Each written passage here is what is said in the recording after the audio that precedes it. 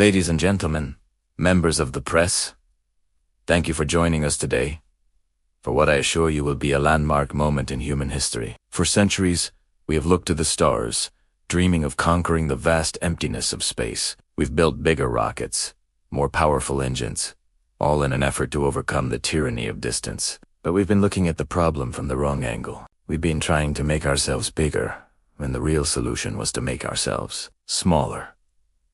For the past decade, my team at the Institute for Quantum Miniaturization has been working on a project codenamed Genesis. The goal was audacious, some said impossible. To safely and stably reduce the size of complex biological matter, we faced countless setbacks, theoretical paradoxes, and moments where we nearly gave up. We were told that manipulating the very fabric of atomic space was a fool's errand, but we persevered.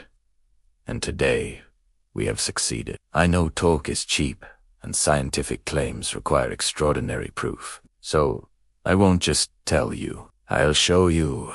Here, in this quantum-stabilized containment unit, is the culmination of our life's work. It may look empty to you from a distance, but I assure you, it is not. Please, direct your attention to the main screen for a magnified view. What you are seeing now is not a simulation. It is a live feed from inside this box. And inside this box is my esteemed colleague and a true pioneer, Dr. Aris Jorgen. As you can see, Dr. Jorgen is in perfect health. He is fully conscious, and all his biological functions are operating normally. The only difference is that he now stands just 5 inches tall. 3 days ago, Dr. Jorgen volunteered for the first human trial of the Genesis process. He stepped into the miniaturization chamber, and in a process that lasted less than 7 minutes, his physical form was compressed, atom by atom, to approximately 1/12 of his original size. His mass remains proportional, his strength is condensed, and most importantly, his mind is as brilliant as ever. We have been in constant communication with him, and he reports feeling fantastic. He describes the experience as liberating. Now, I know what you're all thinking. What are the applications? The possibilities are staggering. Imagine teams of surgeons, miniaturized to navigate a patient's bloodstream, fighting diseases at the cellular level. Think of explorers, shrunk to investigate microscopic ecosystems we never knew existed. And yes, think of space travel, a mission to Mars that would currently require millions of pounds of resources could be undertaken with a craft the size of a suitcase. We could send entire colonies to Proxima Centauri in a vessel that, to us, would be no bigger than a car. This technology doesn't just open a door to the future, it builds a superhighway. We are no longer limited by scale. We can go anywhere, do anything. Of course, we are proceeding with the utmost caution. The ethical implications are vast, and we are establishing a global oversight committee to ensure this power is used for the benefit of all humanity. Dr. Jorgen will remain in his current state for another week for observation before we initiate the re-enlargement process, which we have successfully tested on over 1,000 biological specimens. This is not a trick. This is not science fiction. This is the dawn of a new era. The age of the small. We have taken our first tiny step, and it will lead to humanity's next giant leap. Thank you. We will now take your questions. Hey everyone, and welcome back to the channel. Today, I want to talk about something a lot of us go through in our relationships, but maybe don't always discuss openly. It's that moment when you and your partner are standing at a crossroads, looking at 2 completely different paths, and you have to figure out how to move forward together. Imagine a couple, let's call them Paul and Audrey. They're in their early 30s, sitting in their beautiful apartment, the city lights twinkling behind them. They're holding hands, which seems great, right? But if you look closer, you'll see the tension. Audrey is practically glowing with excitement, her eyes sparkling. She's just been offered a dream job, a huge promotion that she's worked years for. The only catch? It's on the other side of the country. Now look at Paul. He loves her. You can see it in the way he holds her hand. But his face is filled with worry. He's thinking about his own career, which is finally taking off right where they are. He's thinking about their friends, their family. They'll have David built together brick by brick. For Audrey, this is a thrilling new chapter. For Paul, it feels like closing a book he loves. This is a classic dilemma, isn't it? One person's dream opportunity can feel like another person's sacrifice. So what do? The easy answer is to say, just communicate. But we all know it's more complicated than that. Real communication here isn't just about talking. It's about deep, empathetic listening. Audrey needs to truly hear Paul's fears. It's not that he doesn't support her. It's that he's scared of losing the foundation they've built. He's afraid of starting over, of feeling left behind, of his own dreams getting sidelined. And Paul needs to understand Audrey's excitement. This isn't just a job. It's a validation of her talent and hard work. Asking her to turn it down could plant a seed of resentment that might poison their relationship down the line. The first step is to get everything out on the table, without judgment. No, you're being selfish or you don't support me. Instead, it's about using I feel statements. I feel scared about leaving our support system. Or I feel like this is my one big shot and I'm excited. This simple switch changes the dynamic from accusation to explanation. It allows both partners to see the situation from the other's perspective. Next, you have to get creative and explore all the options, not just the two extremes of we go or we stay. Could they try long distance for a set period, say 6 months, with a clear plan to reevaluate? Could Paul explore job opportunities in the new city, maybe even finding something that excites him more? Could Audrey negotiate a delayed start date to give them more time to plan?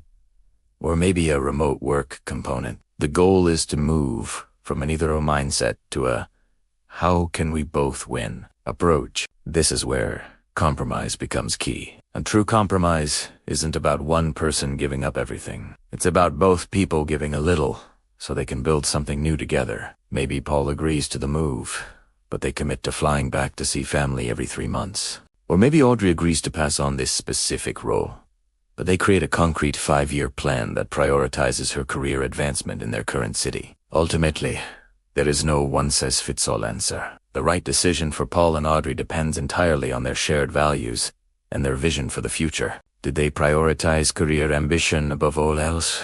Or is their proximity to family the most important thing? Answering these bigger questions can make the smaller decisions much clearer.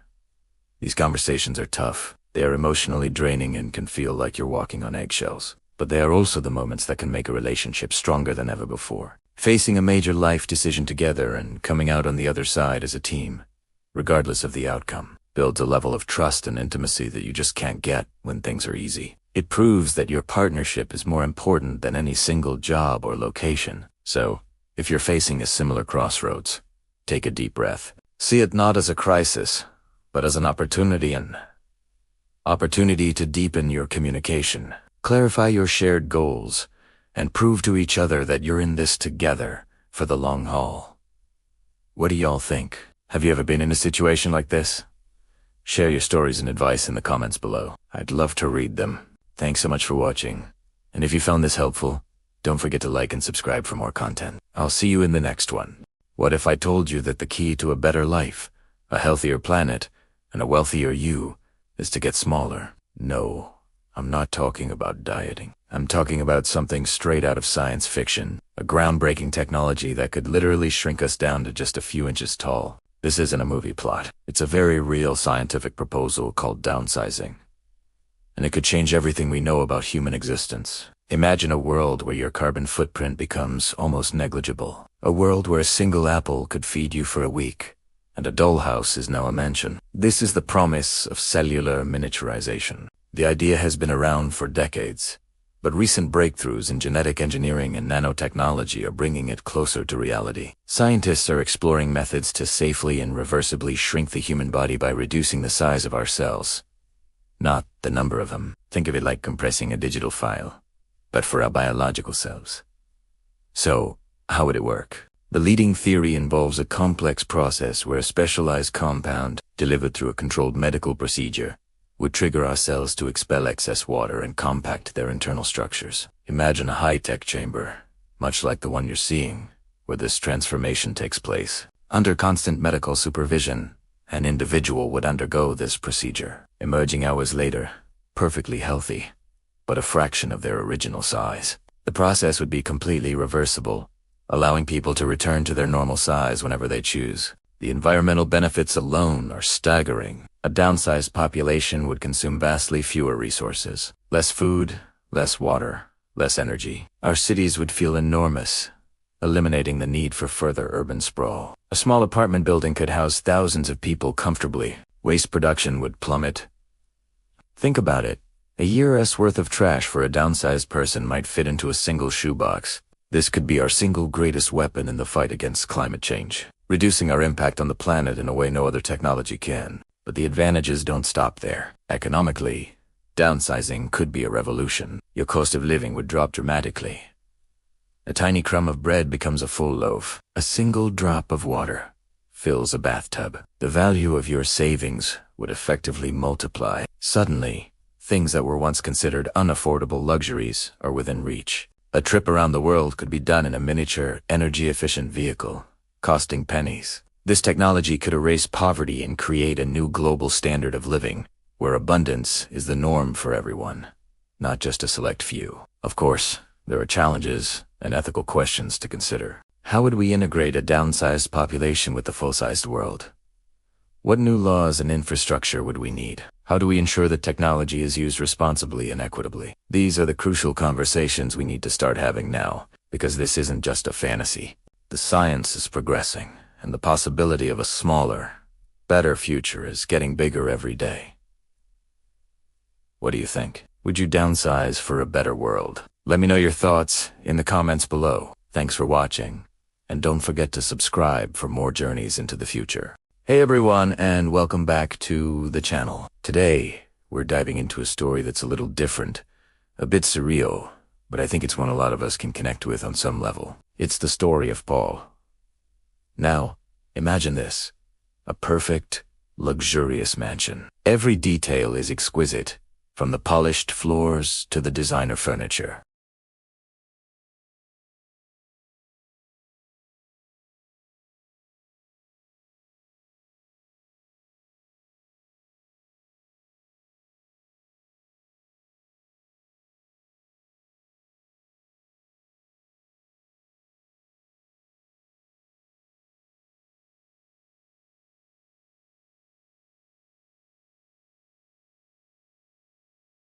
He's dressed in simple, casual clothes, which seems out of place in such a grand setting. On the table next to him, there's a tiny, empty champagne glass.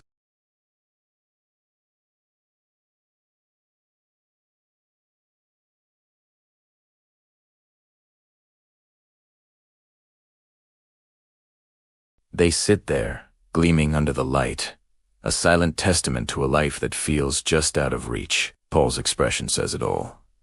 It's a deep, quiet sadness, a loneliness that seems to fill the entire magnificent, empty house. He looks out the window at the world he's a part of, but not really. Everything is built for someone else, for a life lived on a different scale. The chairs are too high, the doors too heavy, the glass is too big to hold. This grand house, which should be a symbol of success and happiness, is actually his gilded cage. You can almost feel the silence in the room. It's a heavy, melancholic quiet, broken only by the distant, muffled sounds of a world he can see but can't fully join. The golden light that makes everything look so beautiful also highlights the dust motes dancing in the air, each one a tiny, lonely just like Paul. He's surrounded by beauty, by everything anyone could supposedly want, yet he's completely, utterly alone. This isn't just about being physically small. It's about that feeling of being an outsider in your own life. Have you ever felt that way? Like you're going through the motions in a world that wasn't quite made for you. You have the job, the house, the stuff, but there's a disconnect.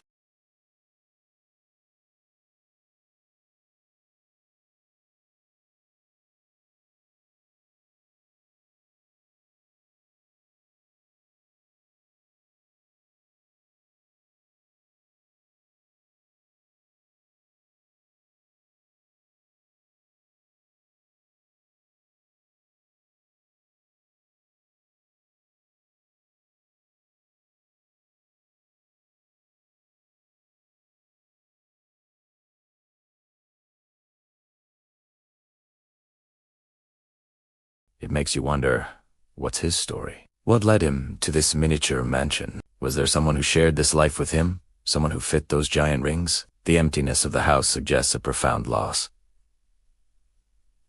Maybe the world didn't shrink. Maybe his world did. Maybe he's trapped not just by his size, but by his memories, by a past that was larger than life, a past he can no longer fit into. This image reminds us that loneliness isn't about being physically by yourself. It's a state of mind. It's feeling unseen and unheard, even in a room full of people or a house full of beautiful things. Paul has a kingdom, but he's a king with no one to rule and no one to share it with.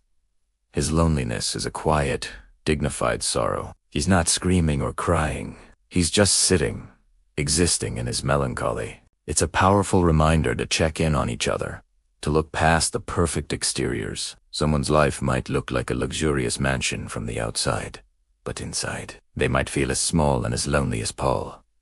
We all have our own versions of those oversized rings, relationships, or dreams that feel too big to grasp, making us feel small and inadequate. Paul's story is a quiet tragedy, a beautiful and heartbreaking portrait of solitude. It's about the gap between the life we have and the life we long for.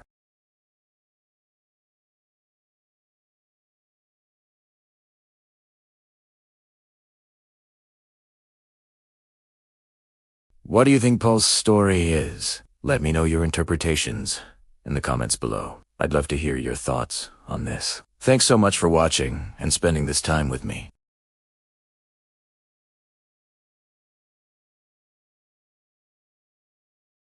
Hey everyone, and welcome back to the channel where we dive deep into the prompts that create stunning AI art. Today, we're re-breaking down a fascinating and incredibly detailed prompt that tells a whole story in just a few lines. Ready to see how a simple description can generate something truly photorealistic and emotionally charged? Let's get into it. The prompt starts with 5-inch tall Paul. Right away, we've established a fantastical element: our character is tiny. The description continues. Brown hair, casual shirt, surprised expression. This gives us Paul's appearance and his immediate emotional state.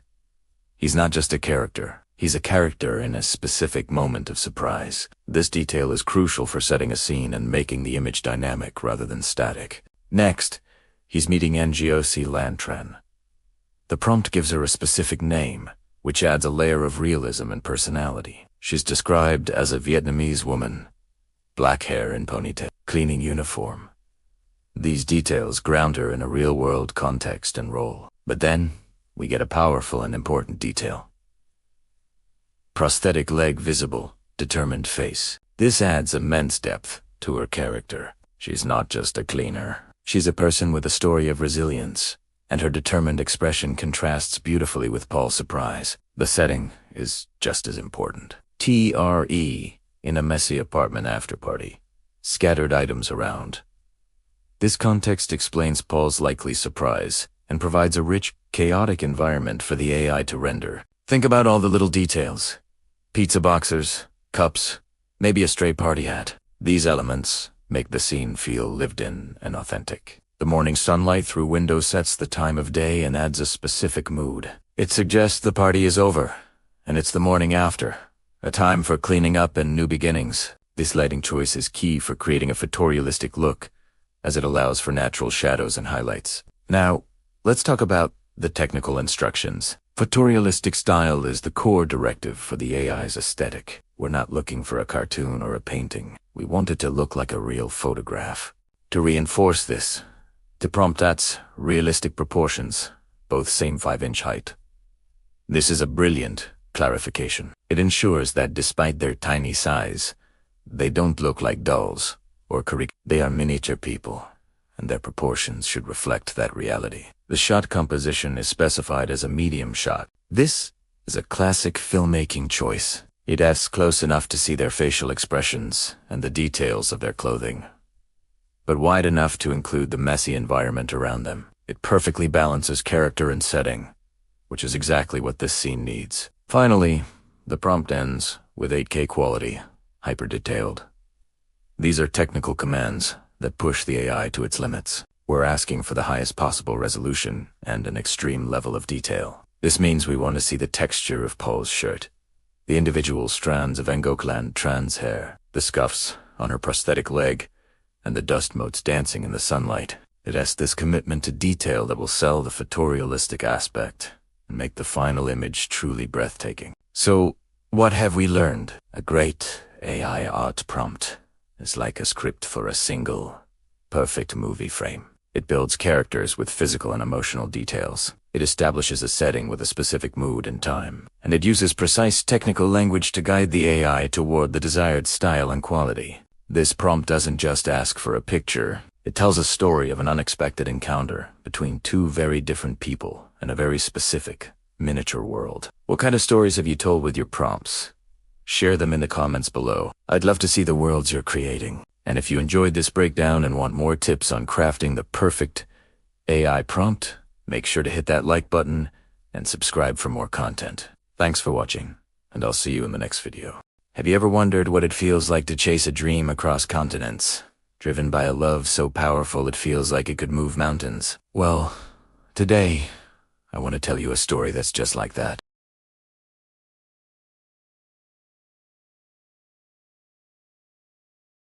This is the story of Paul and Ngok Lantran.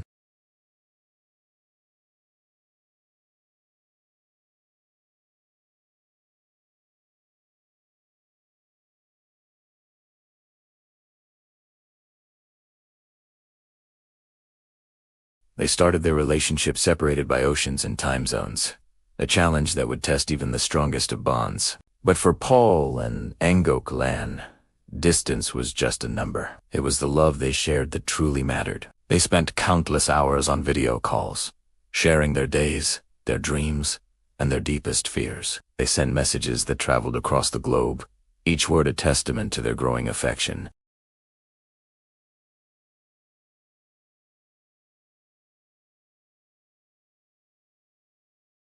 But their commitment to each other never wavered. They built a bridge of love, communication, and trust, piece by piece, across the vast expanse that separated them. Their friends, like the ever-supportive Dusan, watched this incredible love story unfold. They saw the late-night calls, the sleepy smiles, and the unwavering dedication. Dusan often joked with Paul, saying he'd never seen anyone so completely smitten. But beneath the laughter was a deep admiration for the love that was blossoming against all odds. Then, the day finally came. The day they had dreamed of for so long. After months of planning, saving, and waiting, Ngok Lan was flying to Sepul.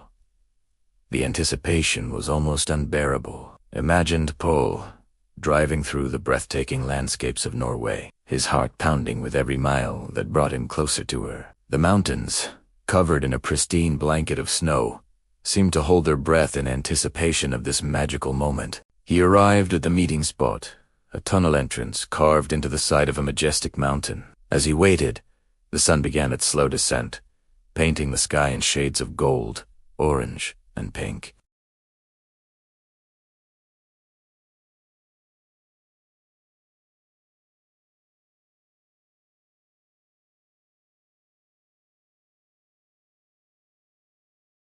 Her black hair framed a face filled with so much emotion. As their eyes met, the world just fell away. They ran towards each other, and in that moment, all the distance, all the waiting, all the lonely nights, they all vanished. Paul wrapped his arms around her, holding her tight, never wanting to let go. Ngok Lan buried her face in his shoulder, happy tears streaming down her cheeks.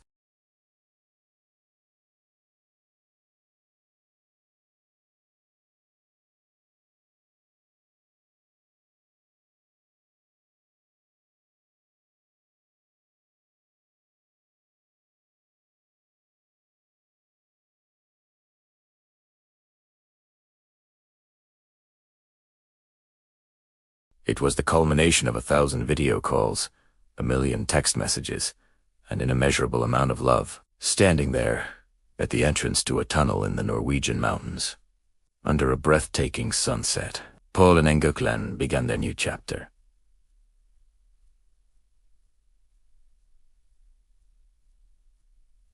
Together, their stories a powerful reminder that love knows no boundaries. It's not about where you are, but who you're with. It's about fighting for what you believe in, and never giving up on the person who makes your world complete. It proves that, with enough love, patience, and a little bit of courage, even the greatest distances can be overcome. So if you're in a long-distance relationship, or if you're waiting for your own special someone, let this story be a source of hope. True love is worth the wait, it's worth the fight, and it's worth crossing oceans for. The journey might be long, but the destination, that moment when you're finally in their arms, is more beautiful than any sunset. Thank you so much for letting me share this beautiful story with you today. If it touched your heart, please give this video a thumbs up and subscribe for more uplifting content. Let us know in the comments if you have a love story that conquered distance.